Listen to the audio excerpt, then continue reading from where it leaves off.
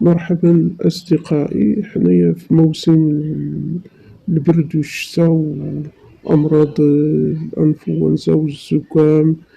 حنايا محتاجين بزاف لهاد الوصفة، وغادي نصاوب معكم هاد المشروب هذا اللي هو دقة بطلة للسعال وتنظيف الرئتين والجسم كله، فهو مفيد جدا. نحتاج بعض قطع من الحامض، 5 حبات من القرنفل، 3 الأوراق الغار أو أوراق سيدنا موسى، وسكنجبير طبيعي. كلشي تيبان حدا عينيكم. غنوضعو 3 ديال الأوراق الغار في كازرونة،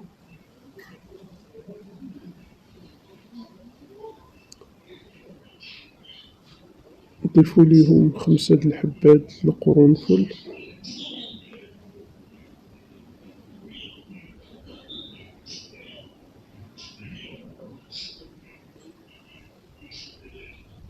ثم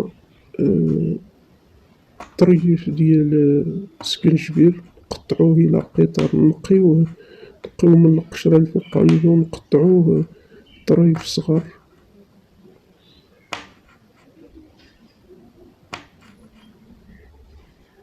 نديروه مع في داك الكاسرونة اللي فيه 3 ديال وراق الغار، ونضيفو ليه كاس الماء،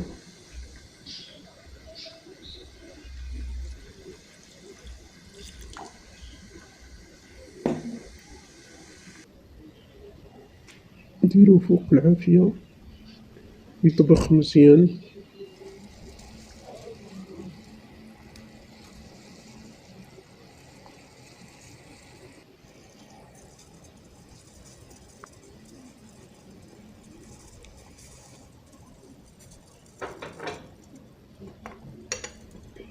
نطفيو عليه ونغطيوه،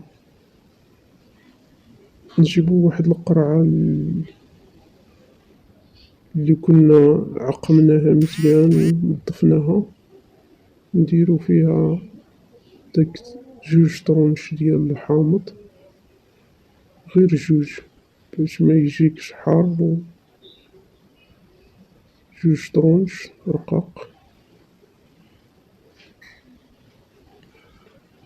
نضيفو ليهم معلقة كبيرة ديال العسل،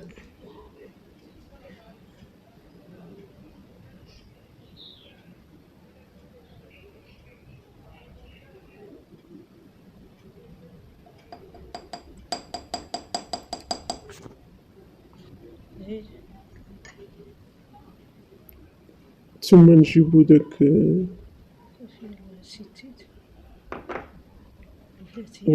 ورق الغار مع القرنفل والسكنجبير، نجيبوهم باقي سخونين،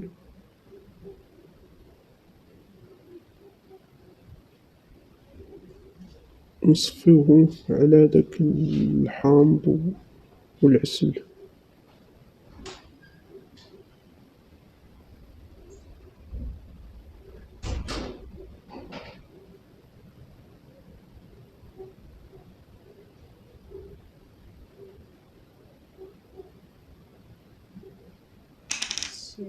صافي نحصلو على واحد المشروب هائل مفيد